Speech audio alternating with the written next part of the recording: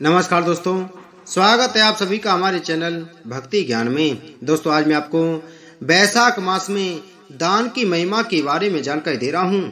बैसाख मास भगवान विष्णु को प्रसन्न करने वाला इसके समान दूसरा कोई मास नहीं है।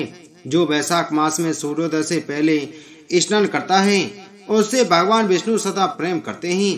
पाप तभी तक कष्ट देते हैं जब तक मनुष्य बैसाख मास में प्रातः काल जल में स्नान नहीं करता। बैसाख मास में सब तीर्थ देवता आदि बाहर के जल अर्थात सामान्य नदी तालाबों में भी सदैव स्थित रहते हैं। विष्णु जी की आज्ञा से मानव का कल्याण करने के लिए वे सूर्योदय से लेकर 6 दंड के भीतर सभी देव उपस्थित रहते हैं। बैसाख सर्वश्रेष्ठ मास है और विष्णु जी को सदा प्रिय है। जो पुण्य फल कई प्रकार के दान से होता है और जो फल सब तीर्थों स्थलों के दर्शन से मिलता है, ये सभी पुण्य फल की प्राप्ति बैसाख मास में मात्र जल दान करने से प्राप्त हो जाती है। जो जल दान में असमर्थ है, ऐसे ऐश्वर्य की अभिलाषा रखने वाले पुरुष को उचित है कि वह दूसरे को प्रबोध करे। इस मास में जल का दान करने से बढ़कर कोई हितकारी कार्य नहीं है। जो भी जातक बैसाख मास में मार्ग पर यात्रियों के लिए प्याऊ लगाता है, वह विष्णु लोक में प्रतिष्ठित होता है।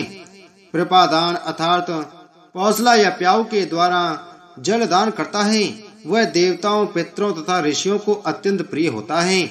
जो भी जातक इस बैसाख मास में प्याऊ लगाकर राहगीरों की प्यास बुझाता है, उस पर ब्रह्मा, विष्णु, शिव आदि देवतागण प्रसन्न होते हैं। बैसाख मास में जल की इच्छा रखने वाले को जल, गरीबों या राहगीरों को छाता और पंखे की इच्छा रखने वाले को पंखा देना और जो पीड़ित महात्माओं को प्रेम से शीतल जल प्रदान करता है, उसे उतने ही मात्र से 10,000 राजसूय यज्ञों का फल प्राप्त होता है। बैसाख मास में धूप और परिश्रम से पीड़ित ब्राह्मण या संत को जो पंखा डुलाकर शीतलता प्रदान करता है, वह निष्पाप होकर भगवान का पार्षद हो जाता है। जो मार्ग में थके हुए श्रेष्ठ द्विज को हवा, पानी और शारीरिक सेवा देता है, वह भगवान विष्णु का सायुज्य प्राप्त कर लेता है। जो शुद्ध मन से हाथ पाला पंखा दान करता है, उसके पापों का शमन हो जाता है।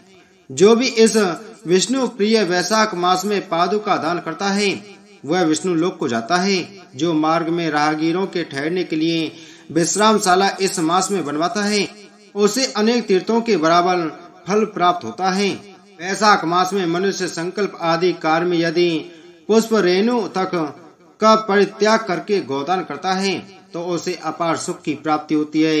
इस पूरे बैसाख मास में व्रत रखकर गोदान करने वाला इस भीम व्रत के प्रभाव से श्री हरि स्वरूप हो जाता है। यह मास अति उत्तम व पवित्र है।